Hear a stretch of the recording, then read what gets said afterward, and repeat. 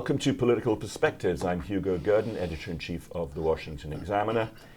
If you're watching on our YouTube channel, please like and subscribe so that you can become part of the 100,000 plus people who are joining us there.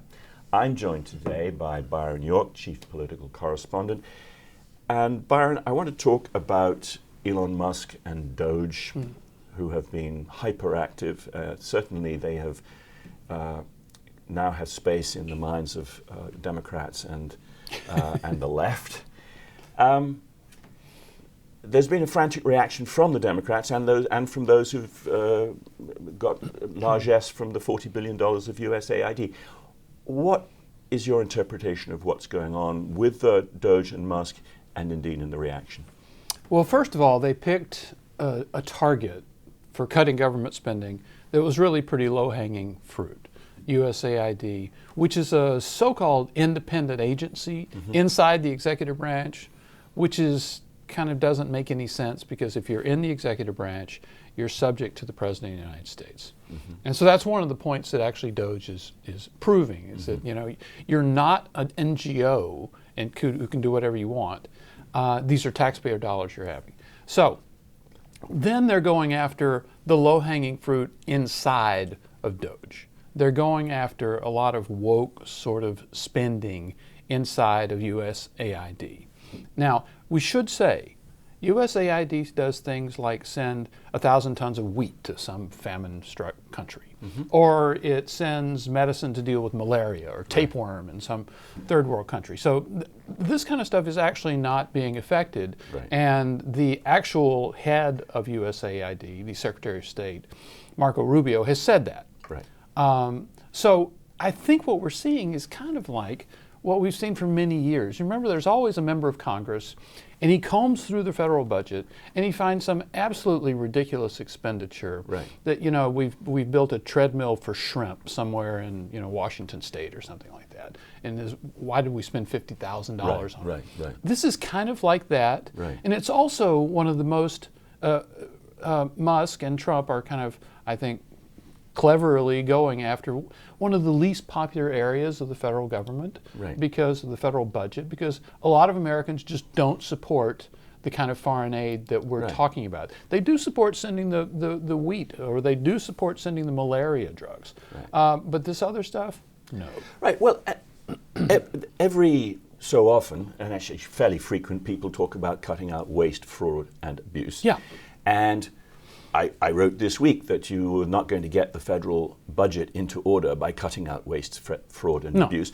It is nevertheless a pure good to cut out waste, fraud, and abuse. And I think that is something that it's all that waste, fraud, and abuse also gets to a kind of attitude towards government and taxpayer dollars, that it can be plundered for this grift and that grift, and getting to it actually says, okay, now things are going to change. We're going to do things different. But to get back to Musk himself, he is what's called a special government employee. I think he cannot be in that position for any more than 130 days. DOGE itself is the renaming of an office set up by Obama. So there are some young employees who have been designated from different departments to work, four employees from each department to work with DOGE. They're doing things at such pace that there are bound to be some legal errors, and those will be challenged, etc. But this is not the coup or the parallel government that people are suggesting, is it? No, I mean, I've heard in news reports that they're trying to dismantle the federal government. But at the same time, they'll say something like USAID spends a tiny amount of money, less than 1% of the federal budget. But somehow going after that is trying to bring down the entire federal government. Now, I think a lot of things are being done by DOGE in a very irregular sort of way. Musk, you know, you have to remember, a billionaire, if you have $400 billion, you don't have a lot of constraints on you. He's the boss of his companies. He tells people what to do.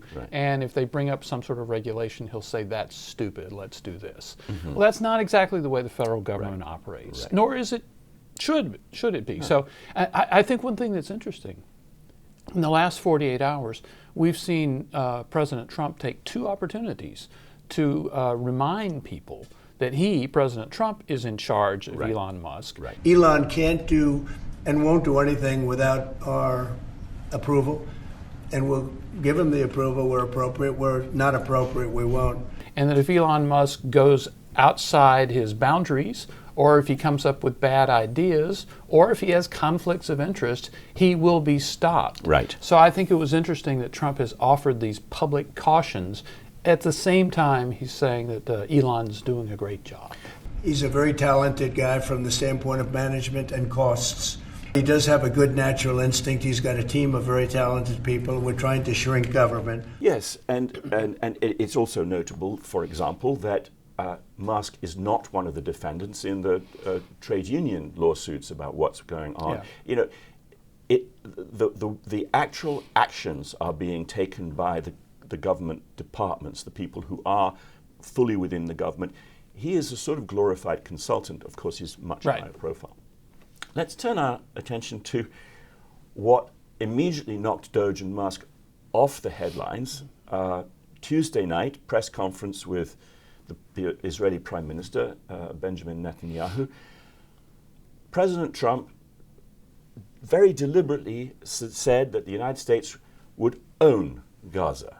The U.S. will take over the Gaza Strip, and we will do a job with it, too. We'll own it.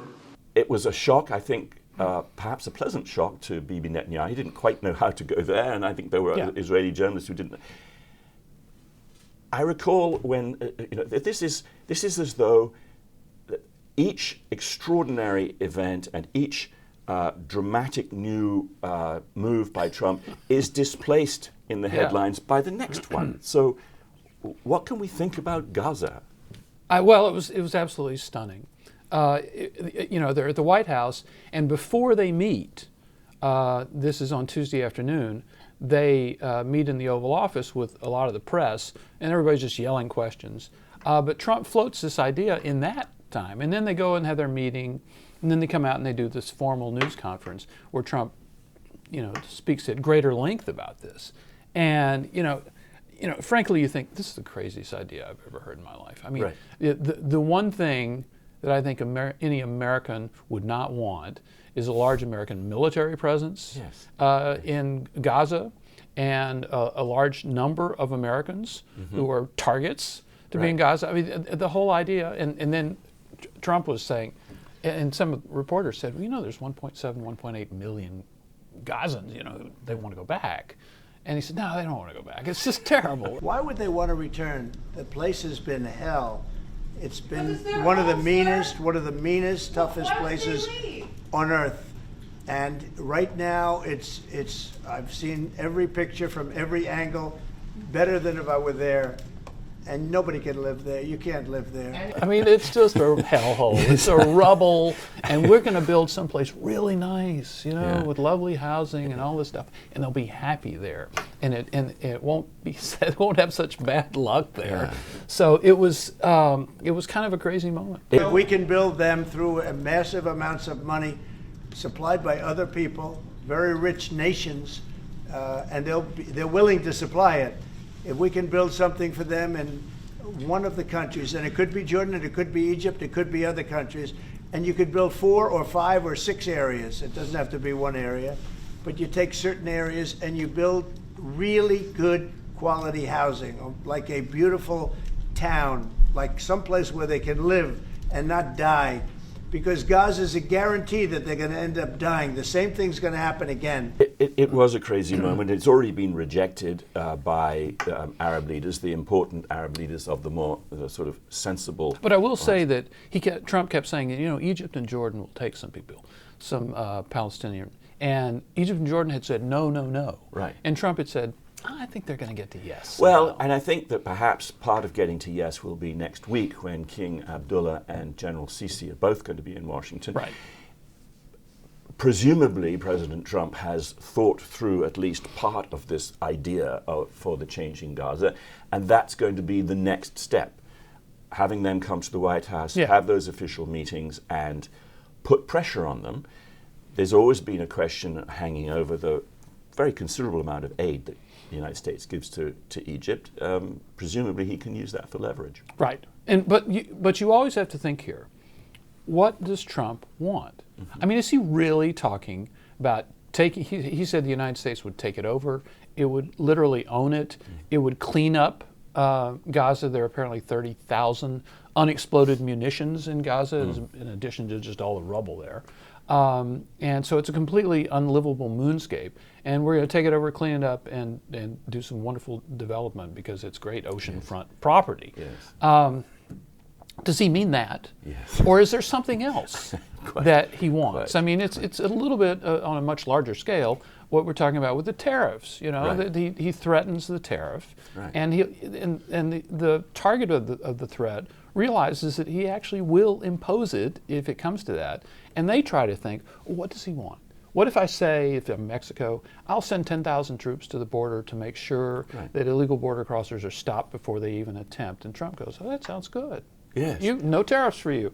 So you're always trying to think, what is it that Trump actually wants when he makes a proposal? Well, he's doing that thing where you aim above the target and the arrow falls He went way above the target into the this middle of the time. target. We'll see what the target is there. Just as with Panama, the threat of a takeover. Yeah, You yeah. send the Secretary of State down there and he comes Right. back with some commitment to end the Chinese contract on the canal. Finally, let's just turn to the nominees. We've talked about nominees before, but it was a real boost for a couple of nominees and also for Trump's ability to put his team together when both Tulsi Gabbard and candidate RFK Jr. got through committee. It's going pretty well for Trump in the putting together of his team. It isn't is, actually. As we speak, the new Attorney General, Pam Bondi, has just been sworn in. And this morning, Jason Miller, who's one of the senior advisors at the White House, tweeted that on this date in 2017, the Senate had fully confirmed 4 Trump nominees, and now it's 11. So clearly, much better pace. So the big problems were always going to be Pete Hegseth, Tulsi Gabbard, and RFK Jr. So Hegseth gets in, and what we saw now are 2 committee votes on Tulsi Gabbard and RFK Jr., and they got through both of them on party line votes. Right. That's why you need to win control of the Senate. I mean, Trump wouldn't have any cabinet at all if Democrats controlled the Senate. Right. So they're going to go to the full Senate. Now, I remember in the Hegseth vote, it was a little closer than I thought. I didn't think it was going to be 50-50, and the vice president have to break the tie.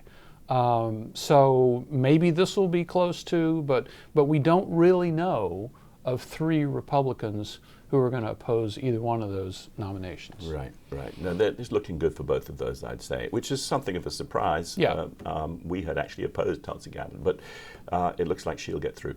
Byron, thanks very much for joining me. Good to be here. Thank you all for joining us on Political Perspectives. Remember to like and subscribe to our YouTube channel, and we'll see you next time.